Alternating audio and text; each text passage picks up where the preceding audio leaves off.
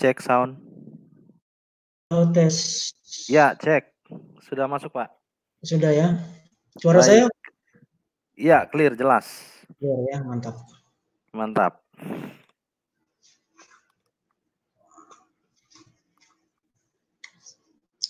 Sudah, Kamera Pak. Sudah punya Pak nggak kelihatan ya kameranya ya? Oh iya, memang sengaja, Pak. Sengaja ya. Sengaja. Takut diciduk atau gimana? Takut alasannya keamanan dan kenyamanan, Pak. Oh gitu ya. Oke, siap. Jadi sudah bisa kita mulai, Pak? Bisa. Oke, bisa. Ready. Baik, rekan-rekan sekalian, salam damai sejahtera Kristus bersama kita sekalian. Dalam musim pandemi corona ini, semoga kita tetap dilindungi jauh dari segala penyakit. Sore hari ini, siang menjelang sore hari ini, kita akan mendengarkan pemaparan mungkin dengan format diskusi. Sebetulnya banyak yang memesan tolong diberikan semacam kuliah umum dari Dr. Deki gitu. Cuma formatnya dibuat lebih santai dengan format diskusi seperti itu. Sehat Pak Deki, saya panggil Bapak ya, Deki saja ya. Ya Pak Diki, saya sehat. Terus doakan supaya tetap sehat. Ya. Kalaupun Sama-sama, sakit, semoga. Tuhan sembuhkan lagi. Amin. Oke. Baik, Pak Deki, diskusi kita hari ini temanya tema yang sangat sangat mendasar. Tujuan dari diskusi ini seperti kata umpama itu sekali tembak dua kena gitu. Jadi tujuannya adalah satu memperkuat ke dalam, dan kemudian yang kedua adalah broadcasting keluar begitu. Ya. Tapi seperti yang diajarkan juga oleh Tuhan Yesus, amankan dulu Yerusalem, baru ke Yudea, Samaria, dan ke ujung dunia, kan begitu kan? Ya. Nah, jadi sekarang tujuan kita, kenapa kita membahas dengan topik mengapa kekristenan itu yang benar?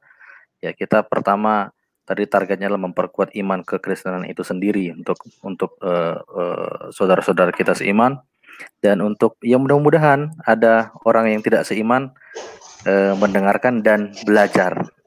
Asal dia mau buka hati dan pikiran, ya dia akan bisa mempelajari itu.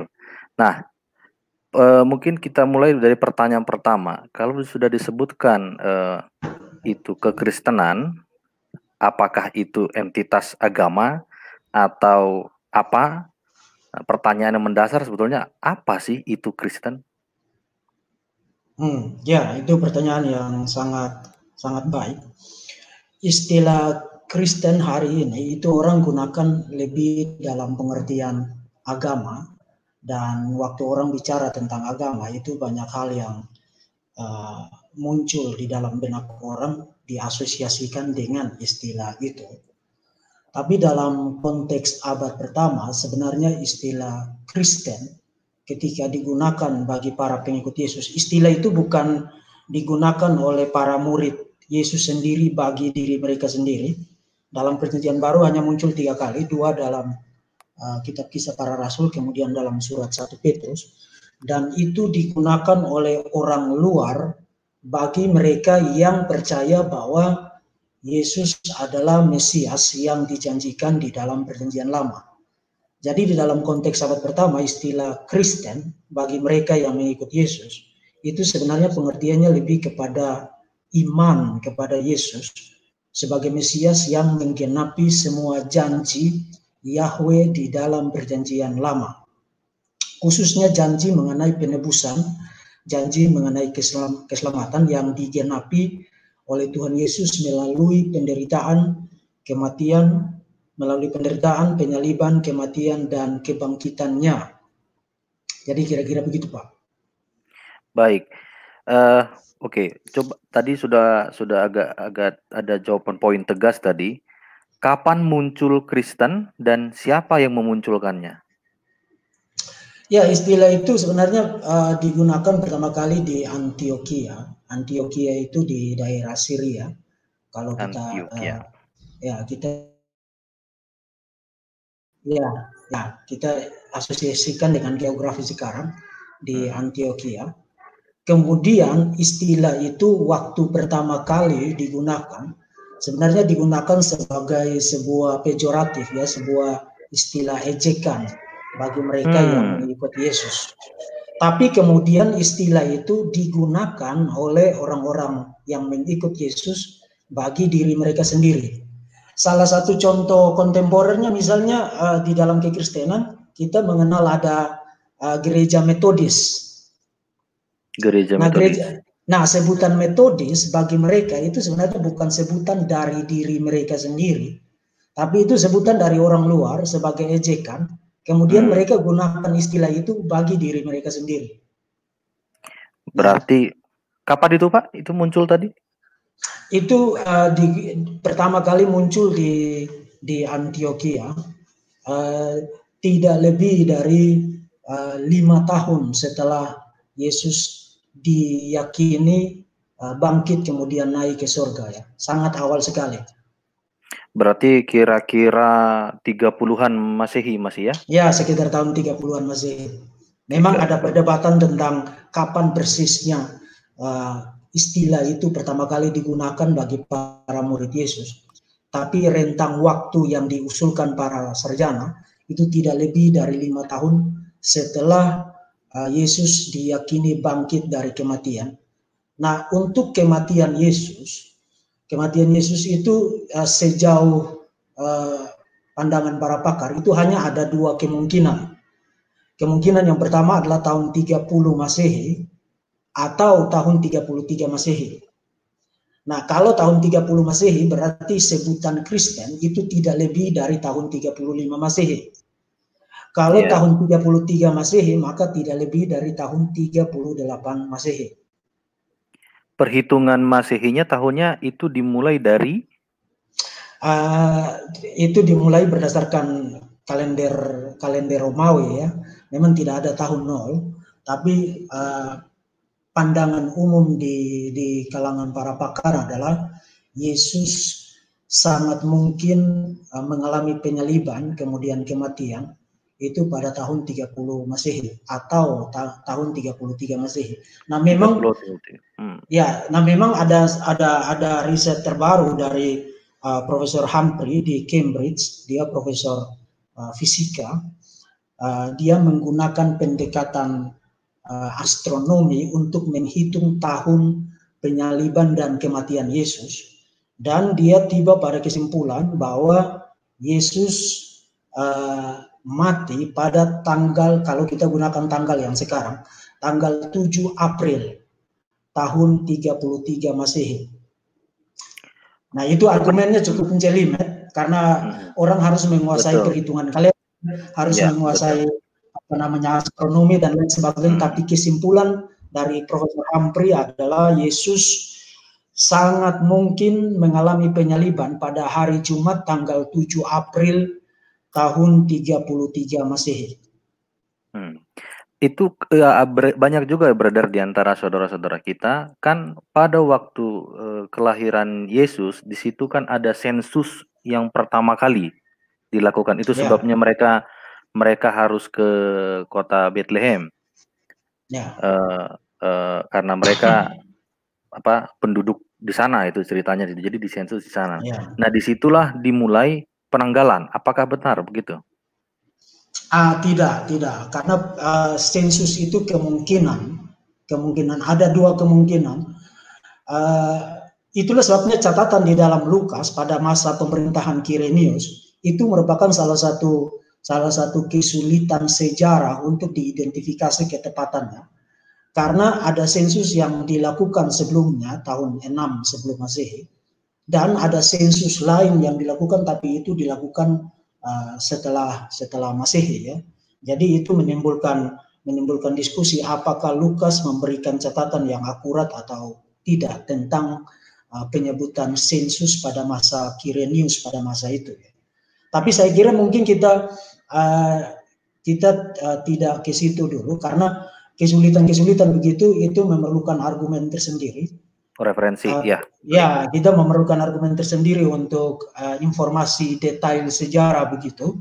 Ya. Jadi kita mungkin fokus kepada pertanyaan kenapa kekristenan benar. Baik, benar. Maksud saya tadi ada rentetannya begitu. Jadi kalau sudah ditanyakan kapan muncul, jadi perkiraan itu antara 30 sampai 40 Masehi, dan siapa yang memunculkannya, jadi sebetulnya bukan dari orang Kristen atau bukan dari murid-murid Yesus sendiri, tetapi dari orang-orang yang dengan tujuannya adalah mengejek begitu ya, atau mendiskriminasikan barangkali begitu intinya. Oke Pak, mungkin saya potong sebentar karena ini ada satu isu yang seringkali ditanyakan oleh teman-teman Muslim adalah seringkali mereka tanya begini, tunjukkan di mana Yesus pernah menyebut para pengikutnya dengan sebutan Kristen dan lain sebagainya. Nah itu sebenarnya pertanyaan yang falasius, yang salah karena mengasumsikan bahwa Yesus diutus untuk membawa agama. Jadi mereka mengasumsikan peran Muhammad, kemudian mereka membawa asumsi itu untuk mengajukan pertanyaan. Oke, kalau kekristenan benar, di mana Yesus pernah menyebut para pengikutnya dengan sebutan Kristen. Jadi pertanyaan itu berangkat dari asumsi yang salah. Tidak ada orang yang percaya, yang studi Perjanjian Baru, yang studi teologi Kristen, lalu percaya bahwa Yesus datang ke dalam dunia ini untuk membawa agama. Ya. Jadi lalu kalau begitu, karena ini adalah tujuan tadi jelas ya, diskriminasi, artinya orang Kristen kita tarik dulu sementara sekarang, nanti kita balik lagi. Ya sudah harus terbiasa dengan ejekan ya, karena dari awal juga. Ya, dari awal juga sudah ejekan. Baik. Nah sekarang pertanyaan selanjutnya adalah kenapa harus muncul? Apa tujuannya Kristen itu muncul gitu? Sebenarnya itu adalah mandat dari Tuhan Yesus sendiri. Karena ketika Yesus bangkit, Yesus memandatkan para muridnya untuk menjadikan segala bangsa sebagai muridnya.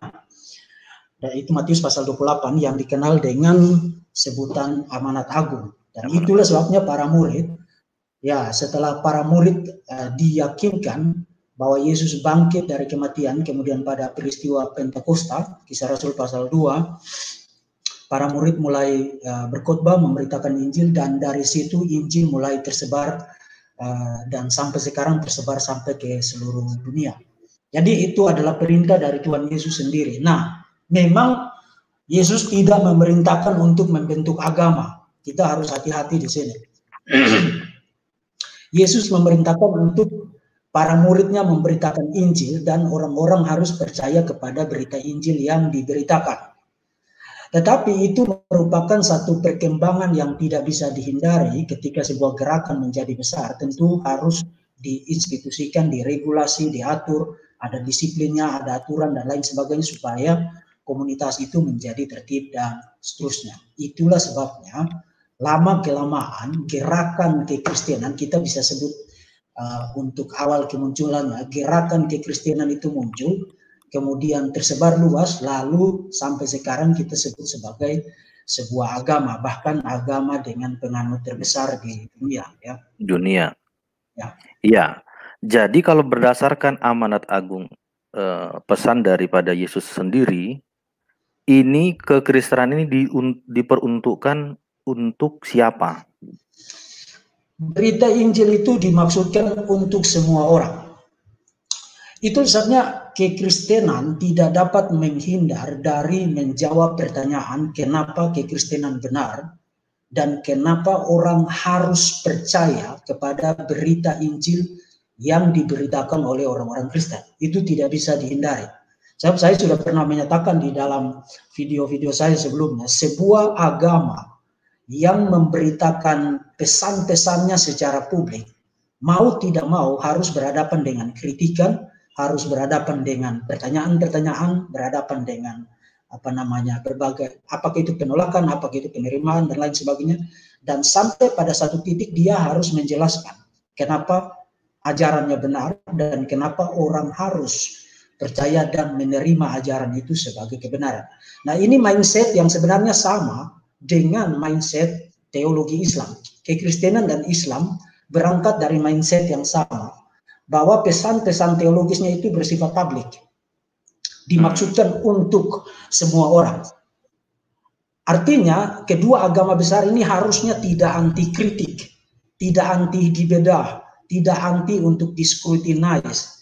Karena you tidak bisa memberitakan ajaran keagamaanmu secara publik, memanggil orang-orang untuk percaya kepada pandangan atau pesan-pesan teologismu, tapi menutup diri dari kritik, tidak boleh discrutinize, tidak boleh dibedah, dan seterusnya. Nah, kekristenan sejak awal sudah punya kesadaran ini. Itulah sebabnya sejak awal kemunculannya, berita Injil yang disampaikan itu selalu diformulasi dalam bentuk argumen. Jadi mereka bukan hanya mengemukakan klaim, tapi mereka memformulasi argumen untuk membuktikan bahwa klaim itu benar. Dan itu nanti kita akan bahas sebentar lagi, kenapa kekristenan benar. Ya, baik. Kalau memang sudah jelas diperuntukkan untuk semua orang di bumi ini, lalu sekarang kita masuk pada populasi manusia yang ketika kekristenan itu ada, muncul, sebelumnya kan sudah ada agama sebelumnya. Kalau kita melihat sentral dari kekristenan itu adalah Yesus sendiri, sebelum Yesus di bangsa Yahudi itu sudah ada agama sebut sajalah agama Yahudi. Apa yang salah dengan agama Yahudi sehingga harus muncul Kristen? Hal yang sama juga harusnya menjadi pertanyaan buat Islam yang muncul setelah Kristen. Apa yang salah dengan Kristen sehingga harus muncul Islam? Sehingga ketiga ini, walaupun yang dua terakhir yang muncul, Kristen dan Islam, itu yang selalu sering beradu argumen bahwa kamilah yang benar, bahwa inilah agama yang benar. Oke, ada dua hal sebelum saya jawab pertanyaan itu, saya perlu kasih kualifikasi. Dalam konteks abad pertama, istilah agama itu bukanlah istilah yang tepat untuk digunakan. Kita sekarang menggunakan istilah agama itu sudah terasosiasi di dalamnya itu banyak hal. Ada organisasinya, ada aturannya, ada ritualnya, dan lain sebagainya, ada pengajarannya, dan seterusnya. Jadi istilah agama yang kita gunakan sekarang itu sudah mengasumsikan banyak unsur di dalamnya. Nah, pada abad pertama ada sistem-sistem penyembahan yang biasanya disebut dengan istilah agama-agama misteri. Itu juga sudah sangat banyak di dunia Yunani Romawi selain Yudaisme, ya, selain Yudaisme. Yeah. Tapi sistem penyembahan yang sangat banyak di dalam dunia Yunani Romawi itu lebih kepada penyembahan yang bersifat kultis. Nah, kultis itu apa? Kultis itu lebih menekankan kepada ritual.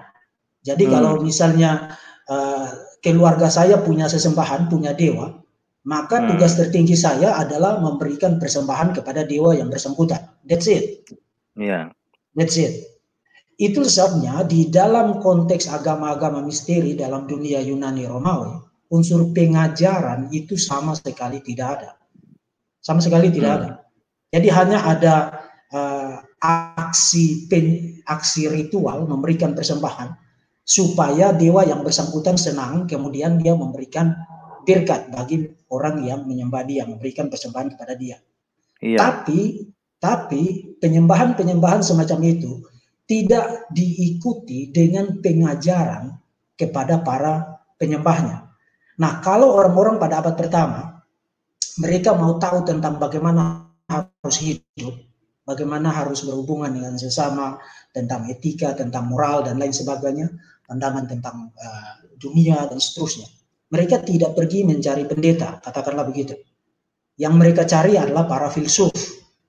Itulah sebabnya, di dalam dunia Yunani Romawi, yang membentuk pandangan masyarakat, membentuk perilaku sosial masyarakat, itu adalah para filsuf. para filsuf. Nah, kekristenan ketika muncul, kekristenan muncul dengan satu keunikan yang luar biasa lain pada masa itu. Kekristenan sangat minim bicara tentang ritual, tapi dia lebih kuat menekankan soal pengajaran, soal doktrin, soal apa yang harus diyakini.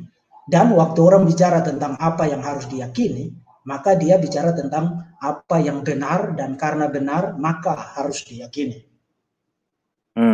Nah, jadi itu adalah salah satu keunikan kekristenan ketika dia lahir dalam konteks Greco-Roman, Yunani Romawi pada abad pertama. Nah, memang Yudaisme juga punya elemen itu, elemen pengajaran. Yes. Tapi yang membedakan atau yang membuat kemunculan gerakan kekristenan pada abad pertama itu unik adalah pengajaran di dalam Yudaisme kuno pada abad pertama itu terbatas di dalam sinagoge atau di dalam bait suci sebelum dihancurkan. Tapi mereka tidak pergi kemana-mana mencari-cari orang lalu mengajar orang secara publik. Bahkan kalaupun orang mau mengikuti iman Yahudi mereka, orang itu harus mengenakan tanda-tanda etnis, misalnya sunat, menjalankan sabat, dan pantang terhadap makanan-makanan tertentu. Nah, kekristenan ketika muncul pada abad pertama, dimulai pada hari Pentakosta, Kisah Rasul pasal 2, kekristenan melepaskan diri dari batas-batas etnis, sosial, dan budaya. Dan itulah sebabnya sampai pada akhir abad pertama, awal abad kedua, kekristenan itu sudah menyapu bersih. Kalau saya gunakan istilah dari Profesor Bart Ehrman itu bukan orang Kristen sekarang, tapi dia tulis buku judulnya The Triumph of Christianity. Dia pakai istilah menyapu bersih, kekristenan menyapu bersih dunia Yunani Romawi sampai pada abad kedua, abad ketiga, dan kemudian abad keempat menjadi agama negara ketika Kaisar Konstantinus menjadikan kekristenan sebagai agama negara. Menyapu bersih dunia Yunani Romawi karena kekristenan tidak muncul sebagai sebuah gerakan etnis, tidak muncul sebagai sebuah gerakan kesukuan. Nah, ini yang membedakan kekristenan dengan Yudaisme sebelumnya. Jadi memang ada elemen pengajaran di dalam Yudaisme, tapi batas-batas etnisnya itu terlalu kuat untuk dia expand. Kekristenan tidak begitu. Nah, itu kualifikasi untuk poin yang pertama. Yang kedua, apa yang salah dengan Yudaisme? Kemudian muncul kekristenan. Dan apa yang salah dengan kekristenan? Kemudian muncul Islam. Nah, ini juga pertanyaan yang sebenarnya harus diberikan kualifikasi. Karena kekristenan dan Yudaisme itu ada continuity, ada kesinambungan. Kekristenan mengklaim bahwa pesan-pesan teologisnya merupakan fulfillment, penggenapan dari seluruh pengharapan yang ada di dalam Yudaisme, khususnya di dalam Perjanjian Lama. Artinya Perjanjian Lama, kalau orang melakukan fair reading, pembacaan yang adil, orang pasti berkesimpulan ini kitab belum selesai. Karena janji-janji di dalamnya itu belum digenapi. Nah, waktu kekristenan muncul, waktu Yesus muncul, dia mengklaim dirinya sebagai penggenapan dari semua janji yang ada di dalam Perjanjian Lama. Waktu Yesus bangkit, dia bicara dengan dua orang yang berjalan ke Emmaus. Yesus bilang bahwa seluruh kitab suci, kitab-kitab Musa dan kitab para nabi berbicara mengenai dia. Artinya dia mengklaim dirinya sebagai klimaks penggenapan dari semua pengharapan, janji, nubuat yang ada di dalam Perjanjian Lama. Nah, itu hubungan antara kekristenan dan Yudaisme. Itulah sebabnya kekristenan menerima Perjanjian Lama 39 kitab itu sebagai kitab suci orang-orang Kristen. Sebab kita tidak bisa membaca Perjanjian Baru tanpa Perjanjian Lama, dan kita tidak bisa membaca Perjanjian Lama tanpa Perjanjian Baru. Jadi kalau kita gunakan istilah yang sederhana, hubungan antara Perjanjian Lama dan Perjanjian Baru itu sama seperti pertanyaan dan jawaban. Pertanyaannya ada di dalam Perjanjian Lama, jawabannya ada di dalam Perjanjian Baru. Nah, kita tidak tahu kenapa jawabannya begitu kalau kita tidak tahu jawab pertanyaannya, bukan? Iya. Jadi kita harus tahu pertanyaannya sekaligus tahu jawabannya. Jadi membaca perjanjian lama tanpa perjanjian baru itu sama seperti orang hanya tahu tentang pertanyaannya, tapi tidak tahu tentang jawabannya. Membaca perjanjian baru tanpa perjanjian lama sama seperti orang tahu jawabannya tapi tidak tahu kenapa jawabannya harus begitu. Karena pertanyaannya dia tidak tahu. Jadi itu satu hubungan intertekstual yang saling terjalin, menyatu dan tidak dapat dipisahkan. Artinya antara kekristenan dan Yudaisme itu ada continuity, meskipun ada discontinuity, ada ketidaksinambungan. Karena sebagian orang-orang Yahudi tidak percaya bahwa Yesus adalah penggenapan dari seluruh janji di dalam perjanjian lama. Yeah. Nah, itu antara kekristenan dan Yudaisme. Yudaisme, ya. Sekarang kekristenan dengan Islam. Kekristenan dengan Islam tidak analogis, tidak paralel dengan hubungan antara kekristenan dengan Yudaisme. Kenapa? Karena ingat tadi saya katakan, salah satu unsur fundamental hubungan kekristenan dan Yudaisme adalah continuity, kesinambungan. Kita menerima perjanjian lama 39. Halo. Kenapa ini? Halo. Sorry, koneksi saya lost. Koneksi. Islam tidak begitu. Begitu dia muncul, kekristenan sesat, Yudaisme sesat, yang benar hanya Islam. Tapi pada saat yang sama, mengklaim, mengkonfirmasi isi dari kitab-kitab suci yang sebelumnya. Dan itu yang membuat Islam tidak koheren sama sekali, baik dengan kekristenan maupun dengan Yudaisme. Gitu ya. Baik. Nah, sekarang kita Oke, saya tegaskan dulu singkatnya begini. Antara kekristenan dan Yudaisme ada hubungan positif. Ada hubungan positif. Antara Islam dengan kekristenan, antara Islam dengan kekristenan dan Yudaisme sama sekali tidak ada hubungan positif. Tidak ada ya. Baik dengan Kristen ataupun dengan Yudaisme. Yes, sama sekali tidak ada hubungan positif. Jawaban singkatnya adalah karena Islam menolak baik perjanjian baru maupun perjanjian lama. That's it. Tetapi kan di dalam kitab sucinya Islam juga ada Taurat, Zabur, Mazmur, ya menurut mereka begitu. Artinya ada juga Injil. Halo, ya? Saya ulang pertanyaan. Tetapi di Islam juga di kitab sucinya menurut klaim Islam itu mengandung Taurat, mengandung kitab Mazmur dan juga Injil. Berarti ada perjanjian lama dan perjanjian baru. Kita tidak tahu persis apa yang dimaksudkan oleh Quran ketika dia bicara tentang Taurat dan Zabur. Kita tidak tahu persis apa maksudnya. Karena sampai sekarang, baik kitab Injil, Taurat dan Zabur yang diklaim di dalam Quran, surat As-Saff dan surat Al-A'raf itu sampai sekarang kita tidak lihat bentuknya seperti apa. Oh, gitu ya.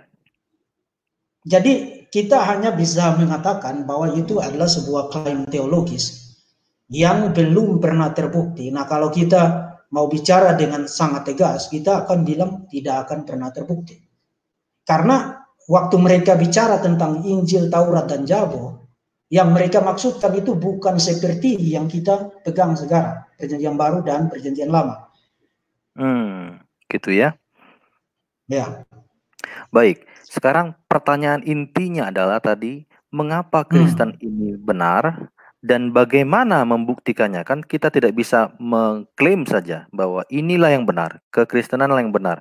Tetapi kan harus juga bisa membuktikannya. Dan pertanyaan ini itu sebetulnya menggambarkan, mengantarkan kita kepada pertanyaan-pertanyaan publik atau yang menjadi tema-tema perdebatan atau tema-tema argumentasi di masyarakat. Di sini ada sudah. Halo. Ya. Saya lost connection tadi. Baik, saya ulang lagi. Ya. Pertanyaan mengapa Kristen ini benar tentu harus diikuti dengan bagaimana cara membuktikannya. Ya. diklaim harus bisa dibuktikan. Buktikan. Ya. Ya. Nah, ini kan terkait dengan dogma sentral. Saya sebut istilah saja dogma sentral kekristenan yang sering menjadi bahan adu argumen atau perdebatan. Ya. Mungkin kalau nanti waktunya cukup kita bahas satu-satu, tapi mungkin singkat saja. Yang pertama itu adalah konsep Tuhan. Kekristenan memperkenalkan Tuhan itu seperti apa, diklaim inilah yang benar, bagaimana membuktikannya? Silakan. Sebenarnya Perjanjian Baru mengemukakan sentral pembuktian yang jauh lebih konkret. Karena ketika Yesus muncul dan juga ketika gereja pertama kali muncul, klaim paling sentral yang mereka selalu buktikan dan selalu beritakan adalah kebangkitan Yesus.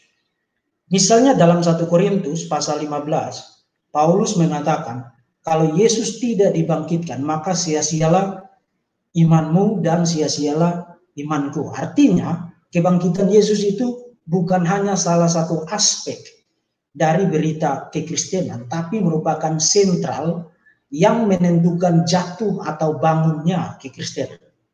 Yesus sendiri juga berpandangan begitu. Waktu Yesus dimintai tanda, apa yang mengotentikasi dari pesannya, apa yang membuat mereka yakin bahwa yang dikatakan, yang diajarkan Yesus itu adalah kebenaran. Yesus merujuk kepada kebangkitannya.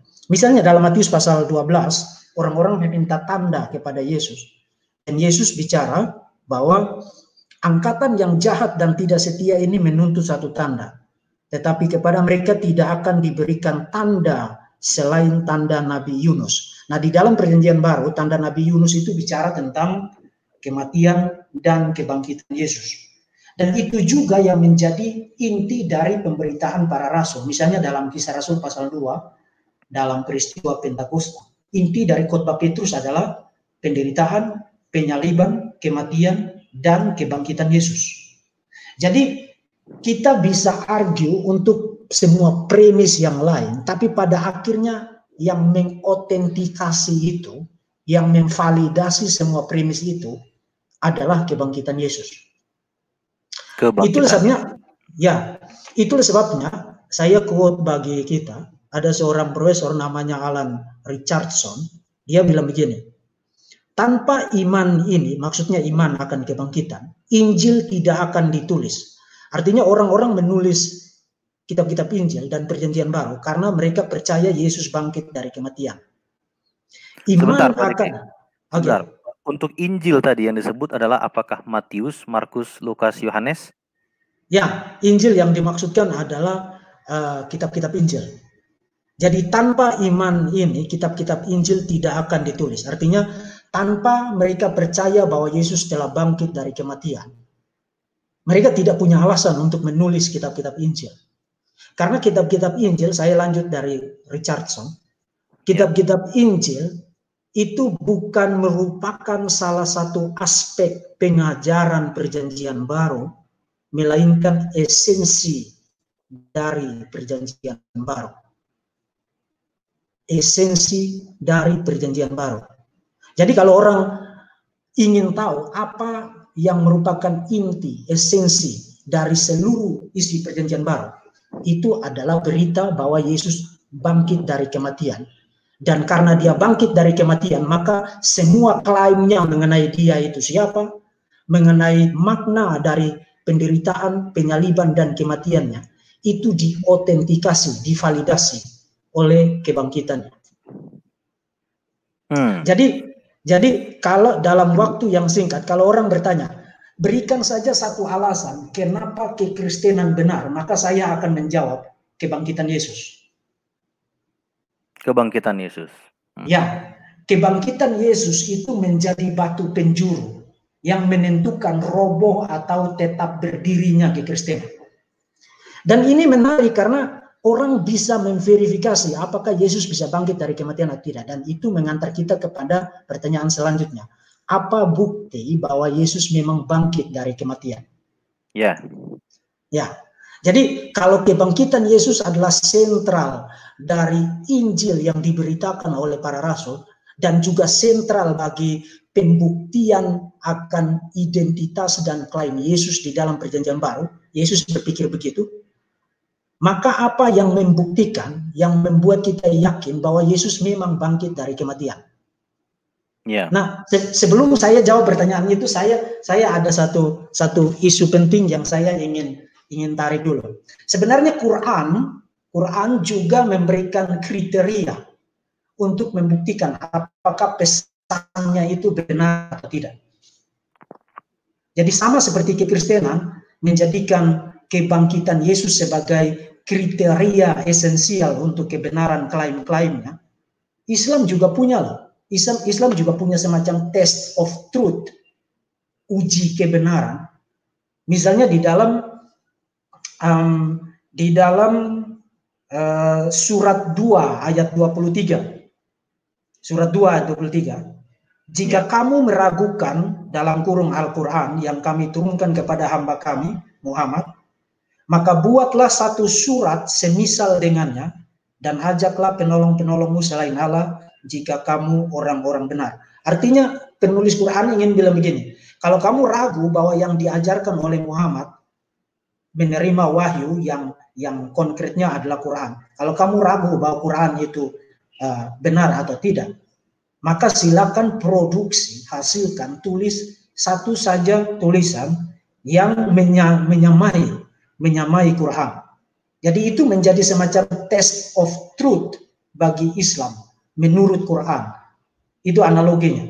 Jadi kalau orang mau menurut Quran ya, kalau orang mau membuktikan bahwa Quran salah, pesan yang dibawa oleh Muhammad salah, maka penulis Quran bilang, silakan tulis satu tulisan yang menyamai atau bahkan melampaui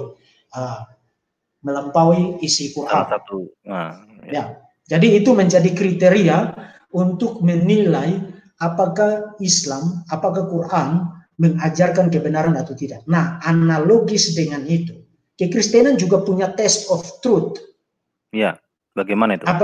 Apakah dia benar atau tidak? Test of truth-nya adalah kebangkitan Yesus. Makanya Paulus bilang, kalau Yesus tidak dibangkitkan, iman kita itu sia-sia.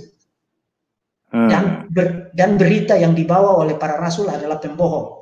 Dan Tuhan juga pembohong karena dia mengutus Yesus, kemudian Yesus memprediksi, menubuatkan bahwa dia akan mengalami penderitaan, penyaliban, kematian, dan kebangkitan.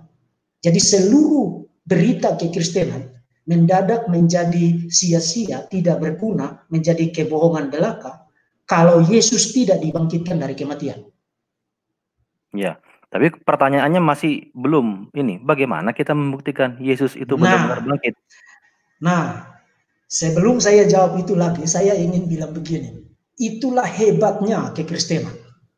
Karena kita tidak jalan kemana-mana, kemudian kita bilang begini, oke, kalau kamu mau buktikan saya salah, maka lihat apakah saya bangkit dari kematian atau tidak. Karena tidak ada orang yang kita tahu kalau orang sudah mati dia tidak bangkit. Betul.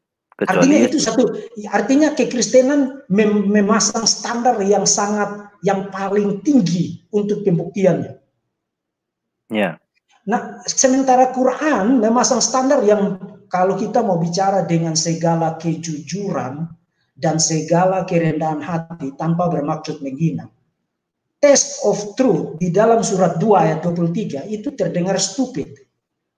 Karena begini, saya tulis satu tulisan, menurut saya itu bagus, tapi siapa yang menentukan bahwa tulisan saya itu sama atau melampaui Quran?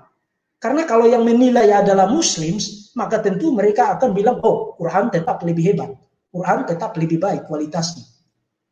Subjektif ya? Ya, sangat subjektif. Lagi pula, kalau pasang isi Quran, baca isi Quran, lalu kita membaca misalnya Mazmur 23 atau Mazmur 19, 1 Korintus pasal 13 waktu Paulus bicara tentang kasih. Saya kira mayoritas orang akan lebih memilih Mazmur pasal 23, Mazmur 19, Mazmur pasal 1 Korintus pasal 13 ketimbang membaca Quran. Nah, kenapa begitu? Karena pilihan itu menjadi sangat subjektif. Bergantung rasa, bergantung kita itu mau pro kemana. Jadi meskipun Quran memberikan test of truth, tapi kriteria atau test of truth-nya itu sangat subjektif. Dan tidak bisa orang menetapkan kriteria objektif untuk membuktikan test of truth yang diajukan oleh penulis Quran. Dan itu completely berbeda dengan kekristenan. Karena kalau kita bicara tentang kebangkitan, either Yesus bangkit atau dia tidak bangkit. Orang bisa verifikasi. Jadi test of truth-nya sangat objektif. Jadi poinnya adalah kekristenan memasang standar yang sangat tinggi untuk membuktikan kebenarannya. Standar yang sangat bisa dikatakan impossible dalam dunia natural. Tapi Islam memasang standar kriteria test of truth yang sangat subjektif. Yang sangat subjektif. Bergantung siapa yang menilai. Nah, sekarang kita ke pertanyaan intinya. Bagaimana membuktikan bahwa Yesus memang benar-benar bangkit dari kematian? Yes. Nah, kekristenan selama 2 milenia tetap bertahan dengan berita Injil yang intinya adalah penderitaan, penyaliban, kematian, dan kebangkitan Yesus. Karena terdapat bukti-bukti yang sangat kuat bahwa Yesus memang telah bangkit dari kematian. Nah, ada banyak scholar yang sudah tulis buku-buku yang sangat bagus. Saya rekomendasikan beberapa. Pertama, N.T. Wright. Dia menulis buku The Resurrection of the Son of God. Itu buku yang sangat excellent. Kemudian saya juga rekomendasikan buku dari Michael Licona. Dia tulis disertasi PhD-nya dalam bidang perjanjian baru, dan dia tulis tentang kebangkitan Yesus, The Resurrection of Jesus. Nah, bentuk yang lebih populer, mudah dibaca, itu ditulis oleh Gary Habermas. Dia juga seorang pakar dalam bidang kebangkitan Yesus. Termasuk juga dia tulis bersama dengan Licona, The Case for the Resurrection of Jesus. Nah, buku ini sudah diterjemahkan ke dalam bahasa Indonesia oleh Perkantas, The Case for the Resurrection of Jesus. Dan sebentar Pak. Itu semua penulis orang Kristen? Ya, orang-orang Kristen. Nah, karena kita tidak sepihak kita dong tidak, berarti. Ya, nanti kita akan lihat apakah bukti-buktinya itu objektif atau tidak. Tapi saya rekomendasikan beberapa buku. Karena kita tidak mungkin berharap orang ateis menulis buku membela kebangkitan Yesus. Iya. Atau kita berharap ada seorang kiai yang tiba-tiba datang ke gereja, oke, saya mau tulis buku membela kebangkitan Yesus. Itu sesuatu yang simply impossible begitu. Jadi yang nulis orang Kristen tidak berarti bahwa yang dia tulis pasti salah. Karena pada akhirnya orang harus memperhatikan bukti-bukti dan argumen yang dia ajukan itu apakah bisa dipertimbangkan secara objektif atau tidak. Nah, saya ringkas saja bukti-bukti, karena kita waktunya sangat singkat. Saya ringkas saja bukti-bukti mengenai kebangkitan Yesus hanya dalam 4+1 poin. Pertama, kenapa kita percaya Yesus bangkit dari kematian? Karena kematian Yesus melalui penyaliban pada masa pemerintahan Pontius Pilatus diterima sebagai fakta sejarah secara konsensus suara bulat oleh semua pakar, yang Kristen, non-Kristen, yang ateis, yang agnostik, yang Yahudi, semua percaya yes, Yesus benar-benar mati melalui penyaliban pada abad pertama pada masa pemerintahan Pontius Pilatus. Jadi itu bukan opini 1-2 orang pakar, tapi merupakan konsensus kesarjanaan. Nah, kenapa mereka percaya demikian? Kenapa itu menjadi konsensus? Karena kematian Yesus melalui penyaliban tidak hanya dicatat di dalam Perjanjian Baru, tapi juga diatestasi, dicatat oleh para sejarawan non-Kristen. Josephus, sejarawan Yahudi, Tacitus, sejarawan Romawi, Lucianus dari Samosata, seorang satiris, penulis satir tahu ya? berkebangsaan Yunani, kemudian Marbar Serapion, kemudian Talmud. Talmud juga memberikan kesaksian bahwa Yesus memang mengalami penyaliban. Jadi penyaliban dan kematian Yesus melalui penyaliban itu merupakan fakta sejarah yang pasti. Tidak ada keraguan apapun tentang itu di kalangan para pakar. Jadi kita mulai dulu dari situ. Semua yakin Yesus mati melalui penyaliban pada abad pertama. Nah, nanti 600 tahun kemudian baru muncul Quran dengan klaim nyelenehnya dalam surat 4 ayat 157 bahwa Yesus tidak mati melalui penyaliban, melainkan langsung diangkat ke surga. Nah, itu saya sudah bahas di dalam video saya. Ayat itu merupakan blunder sejarah yang menghancurkan kredibilitas teologis Islam dengan sangat serius. Karena kematian Yesus melalui penyaliban itu bukan klaim kekristenan semata-mata. Itu adalah konsensus kesarjanaan.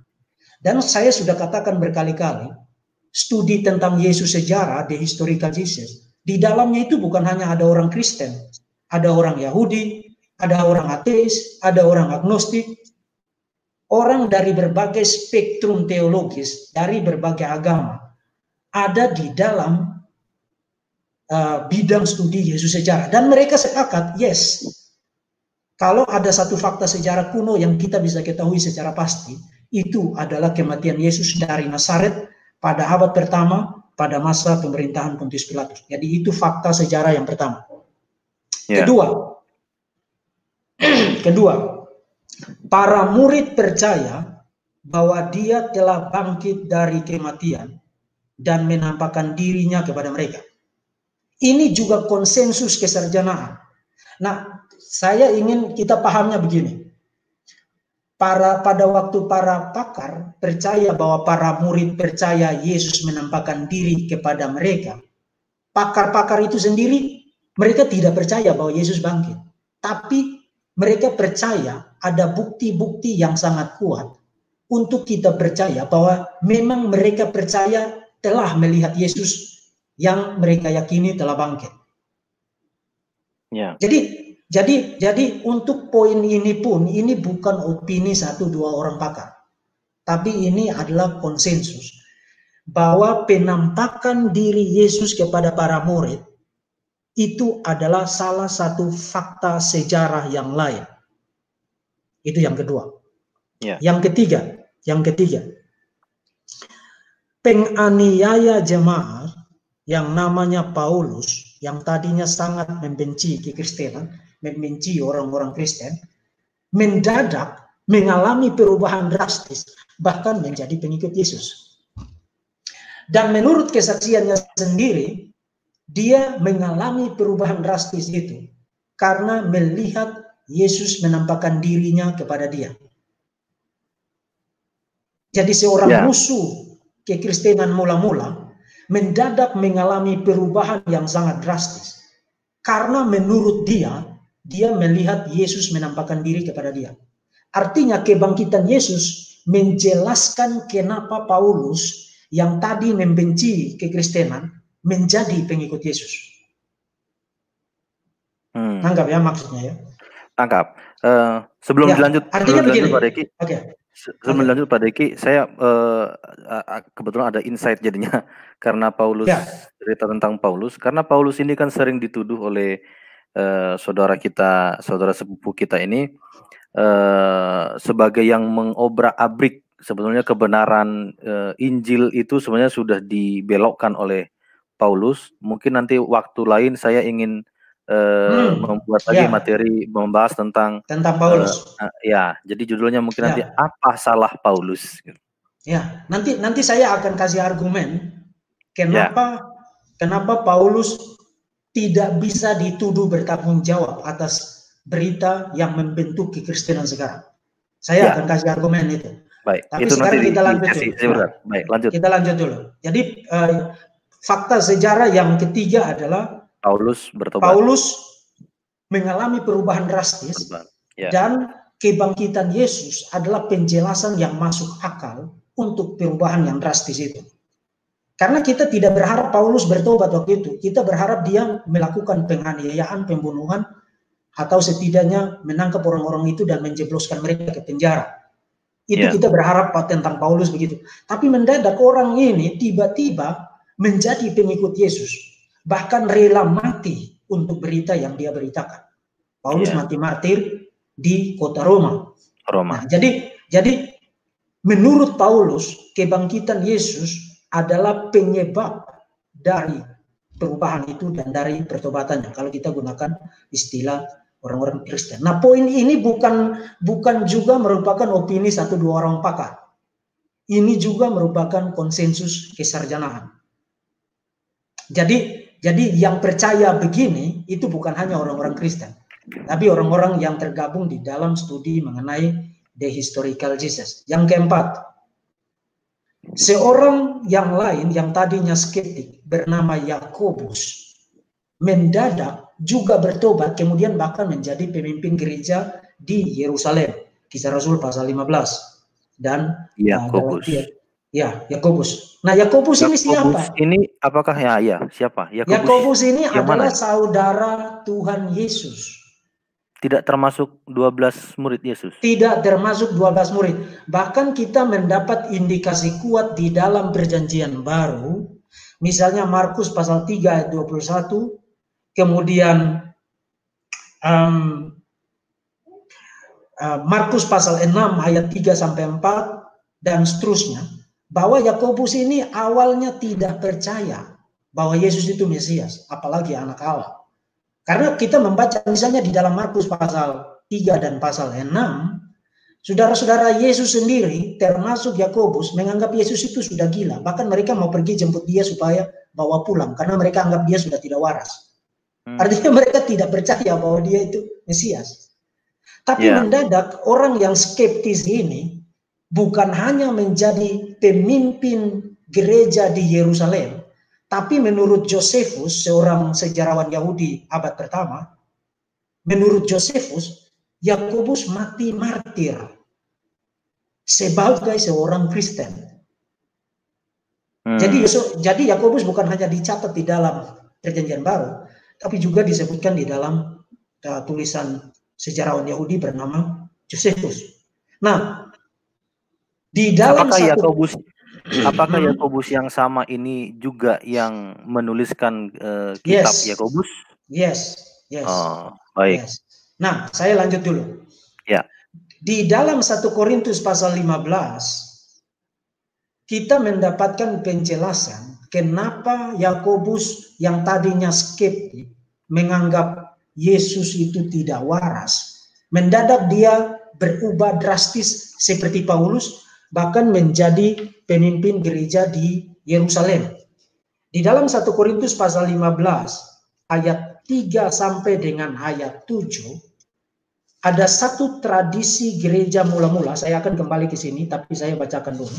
Satu tradisi gereja mula-mula yang memberikan penjelasan kenapa Yakobus mengalami perubahan yang drastis di situ. Di dalam 1 Korintus pasal 15 ayat 3 sampai 7, Paulus memberikan daftar tentang orang-orang yang kepada mereka Yesus menampakkan diri setelah bangkit. Dan di ayat 7 dikatakan, selanjutnya ia menampakkan diri kepada Yakobus, kemudian kepada semua rasul.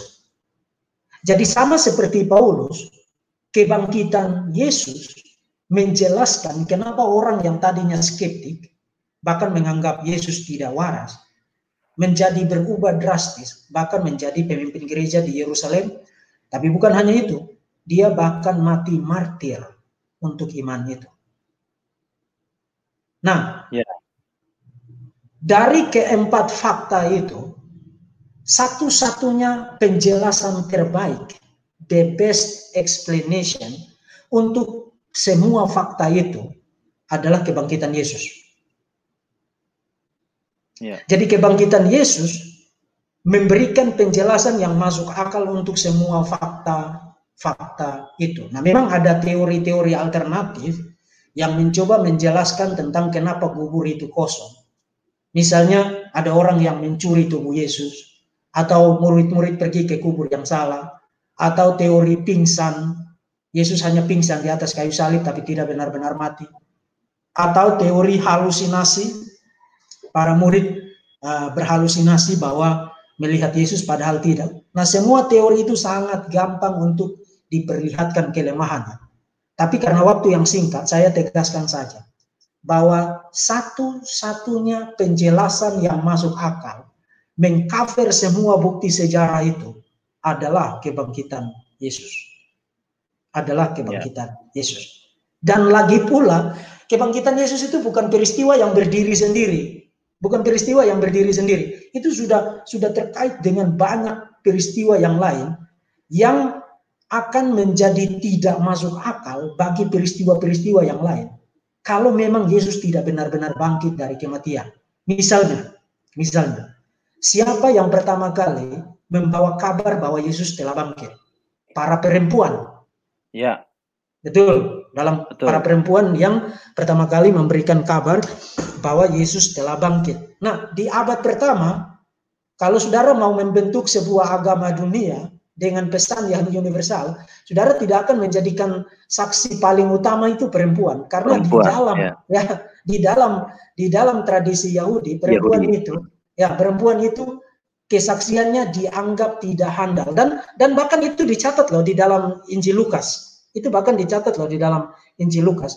Di dalam Lukas pasal 24 ayat 11, waktu perempuan-perempuan itu datang kemudian mereka bilang bahwa mereka telah melihat Yesus. Kemudian para rasul bilang gini, tetapi bagi mereka perkataan-perkataan itu seakan-akan omong kosong dan mereka tidak percaya kepada perempuan-perempuan itu. Jadi bahkan para murid Yesus sendiri juga tidak percaya kepada para perempuan itu. Nah, poinnya begini. Kalau Anda mau rekayasa satu pesan teologis yang isinya adalah kebangkitan Yesus, di dalam konteks waktu itu, saudara tidak akan mengarang bahwa ada perempuan yang menjadi saksi pertama bahwa Yesus sudah bangkit. Tidak akan, simply tidak mungkin. Kecuali kalau memang benar-benar terjadi kebangkitan Yesus pertama kali, memang benar-benar dikabarkan oleh para perempuan itu.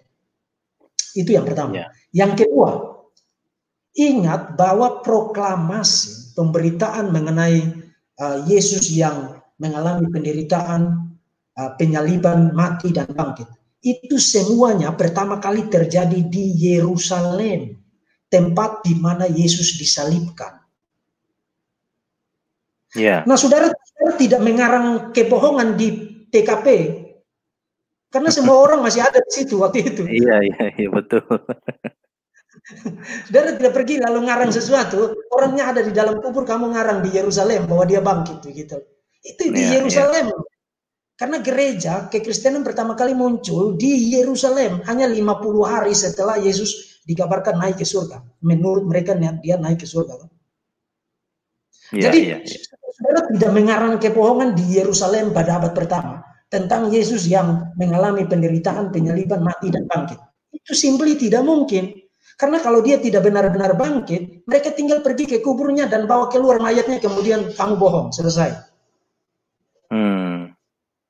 Yang menarik adalah para musuh kekristenan mula-mula waktu melihat fakta bahwa kubur itu kosong, yang mereka munculkan adalah teori alternatif yang mereka munculkan adalah para murid mencuri tubuh Yesus. Iya. Matius pasal 28. Iya, betul. Itu teori alternatifnya. Nah, itu bisa saja mungkin para murid mencuri tubuh Yesus. Problemnya adalah begini. Saudara tidak pergi curi tubuh seseorang, menyimpannya di tempat lain, mengabarkan dia bangkit, lalu saudara mati demi kebohongan itu. Kebohongan itu. Ya, karena setelah mereka menerima pencurahan Roh Kudus, Kisah Rasul pasal 2, pada pasal 5 kitab Kisah Para Rasul dikatakan mulailah terjadi penganiayaan terhadap para murid.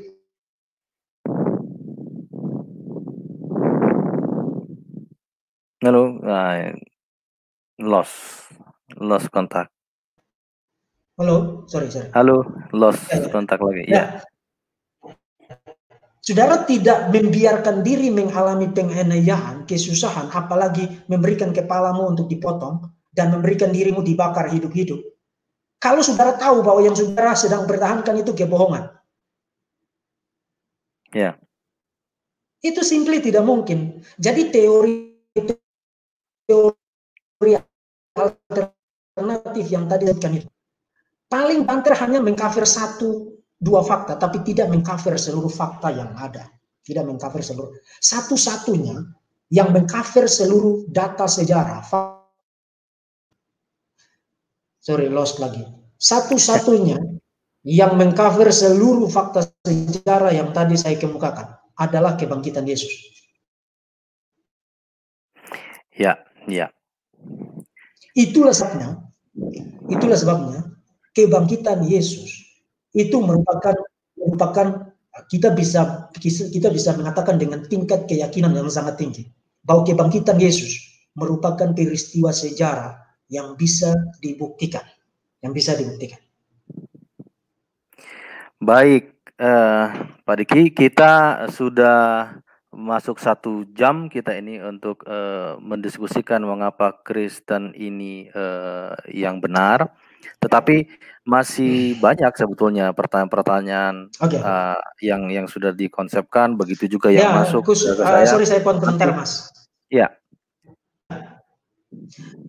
Khusus untuk Paulus, mungkin nanti kita atur satu waktu, karena saya akan membuktikan bahwa tidak mungkin Paulus yang mengawali kekristenan. Itu simply tidak mungkin. Dan itu bisa dibuktikan. Hanya memang karena kita waktunya terbatas. Jadi kita fokus kepada klaim utama. Kenapa kekristenan benar? Jawaban saya adalah karena kebangkitan Yesus. Dan kebangkitan Yesus bisa dibuktikan berdasarkan kriteria studi sejarah yang bertanggung jawab. Baik.